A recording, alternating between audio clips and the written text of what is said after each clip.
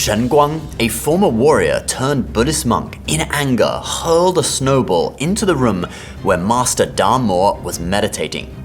Da Mo awoke from meditation, and Shen Guang demanded he take him as a disciple. Da Mo replied, "Not until red snow falls from the sky." Shen Guang, in a sudden surge of courage, grabbed his sword, stuck out his arm, and...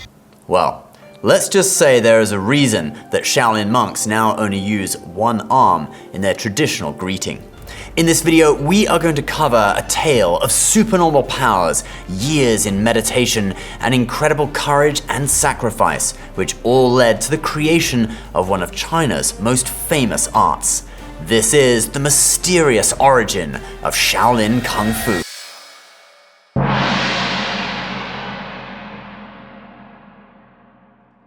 Shaolin Kung Fu is the principal external martial art of China. It is a style which most external or hard styles of Kung Fu have at least some connection to. The style has been entwined with the Buddhist faith ever since the beginning of its development over 1,500 years ago. And the story of its origin will leave you with a sense of awe and respect for the human spirit. In around the 5th century AD, a prince was born. He was the third son of King Simhavaman II in a kingdom known as Pallava in southern India. As the boy grew up, his father organized for him to study with Prajnotara, the 27th patriarch of Buddhism, who could trace the lineage right back to the Buddha himself, who lived around 500 BC. The prince, who would later be known as Bodhidharma in Sanskrit and Da Mo in Chinese, excelled at Buddhist studies and meditation. After the king died, he was formally accepted as a disciple of Prajnotara, and after further practice and study, became a 28th generation master in the Buddhist lineage. His master then told him to travel to China and spread the Buddhist teachings, and he did as instructed. Now, Buddhism had already spread to China during the Han Dynasty, and many Indian monks had already embarked on missions there, including one Buddhist master also from southern India called Buddhabhadra, or Bator in Chinese. Bator came to China in the year 464 AD and taught Buddhism for 30 years. Back then, China was divided in a period of time known as the Northern and Southern Dynasties. Bator was teaching in what at the time was the Northern Wei dynasty and now is modern-day Henan province. In the year 495, Emperor Xiaowen of the Northern Wei dynasty honored Bator by building the Shaolin Temple for him, and he became the first abbot. This temple, whose name means young forest or little forest in Chinese, would become the final destination of Da Mo on his journey to China a few decades later, and the birthplace of Shaolin Kung Fu. So as Da Mo crossed into China, he was not impressed by what he saw. He discovered the Chinese Buddhist followers were full of intention, with activities such as building temples, discussing Buddhist theories, and translating scriptures taking precedence over actual practice, i.e. Buddhist meditation. One time, Bodhidharma was invited to a monastery to give a lecture, and he simply sat in meditation in front of the crowd in an effort to enlighten them to what they were lacking. But they didn't get it and stood there restlessly expecting to hear a lecture that never came. Then another time, due to news of a great Buddhist master coming to China spreading, Emperor Wu of the Liang dynasty in the south of China, or Liang Wudi, made a special trip out of his capital city to meet Da Mo. They met in a temple. The emperor asked, "Coming from another country, what teachings have you brought for sentient beings here?" Da Mo replied, "I have not brought even one word." Then the emperor asked, "I have constructed temples for saving people, had scriptures translated, and Buddha statues cast.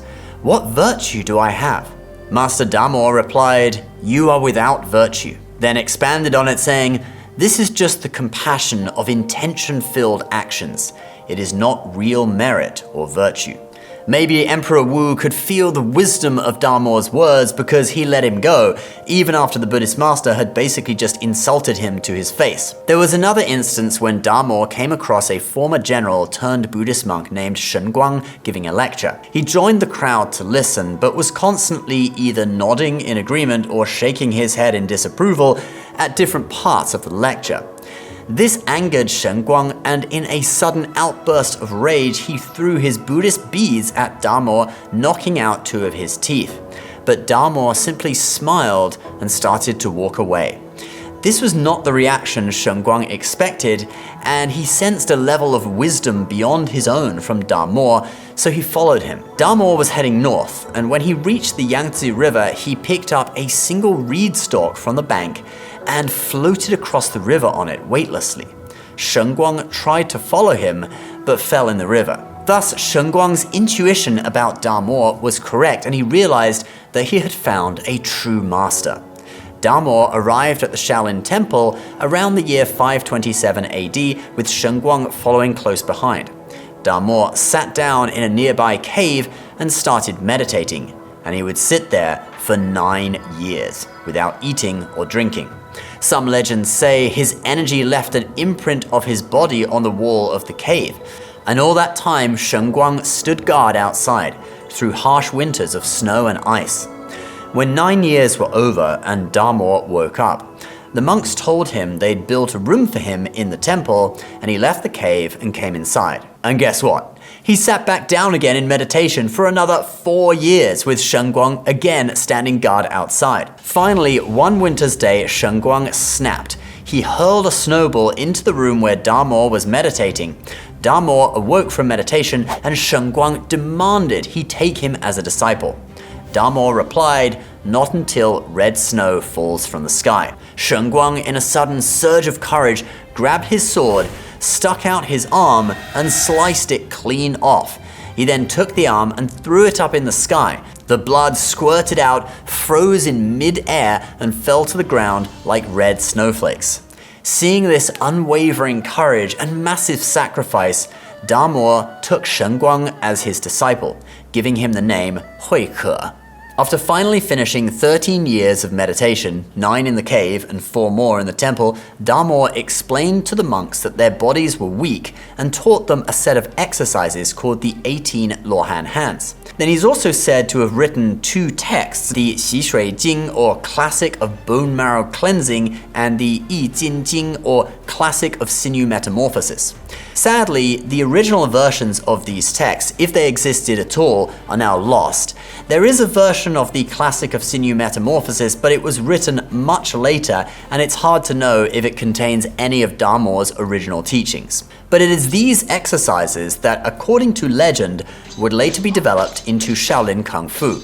The 18 Luohan hands were developed into Luohan Fist, or Luohan Quan, to protect the temple from bandits and wild animals. This has become known as the root style of Shaolin Kung Fu, upon which all other styles are based. There is a Chinese saying, 天下武功出少林, which means all martial arts under heaven emerge from Shaolin. Now, this saying is not entirely true, since there were martial arts existing in China before Damo came to the Shaolin Temple.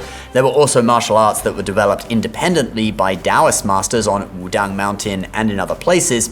But it is true that a large quantity of what we call external Kung Fu styles, or 外家拳, do trace their origins to Shaolin, and even things like karate in Japan trace their roots back there too. Whether 100% of what developed into Shaolin Kung Fu came from Damo is also debatable, but he is generally thought of the grandfather of the art, which was then developed further by Chinese monks throughout the generations. But what became of Damo himself? Well, according to legend, he did pass away at 150 years old and was buried. But later on, an official called Song Yun was dispatched to India and actually bumped into Damo on a high pass in the Pamir Mountains. Damo was holding one shoe in his hand. Song Yun asked him where he was going, and he said he was going back home to India. Now, when Song Yun came back to China, he told this story, and most people didn't believe it. But they dug up Damo's coffin anyway, only to discover his body was gone, and one shoe remained in the coffin. Today, you can see a sculpture of Damo holding one shoe at the Shaolin Temple. But the legend of Damo and Shaolin lives on. Shaolin has become one of the top 10 most recognized Chinese words in English, thanks in part to the Hong Kong movie industry and some rappers from New York City. Damo's particular flavor of Buddhism developed into what is called Chan in China or Zen in Japan. Although it's probably now the most famous form of Buddhism in the West, there is some controversy surrounding it. After all, Damo came to China and basically said nothing the whole time. His way focused on having people just meditate and enlighten on their own without the need for scriptures. But how do you actually learn without being taught anything? So some see it as a teaching of its time that is harder for people to understand today. Nonetheless, the monks of Shaolin still practice Chan Buddhism, and the story of Damo contains many profound principles, especially that of devotion to one's master. Shaolin monks still do the one-handed salute in honor of Shengguang's sacrifice, which expressed his total faith in his master and his unwavering resolve to walk the path of enlightenment. Alright guys, that is the video for today. I hope you enjoyed it. Do remember that we are going off legends here from 1,500 years ago. There are also several different versions of the stories in this video, and you may hear some other people explain it in a different way. As to the accuracy of events, you can make up your own mind as to what is true and what is made up. But if this has piqued your interest in the arts of ancient China, my co-host Jared is the MC for Shenyun Performing Arts, the world's premier Chinese classical dance company. They will be starting their 2024 tour in December, and tickets are already on sale. Using our link below, you'll be able to get a discount on Shenyun tickets in the form of a waived booking fee. It's a great performance. You'll be able to see a load of myths and legends from Chinese history, and I personally thoroughly recommend it. Link below if you're interested. By the divine. Experience Shenyun. As always, please subscribe to our channel if you're new, and we'll see you in the next video.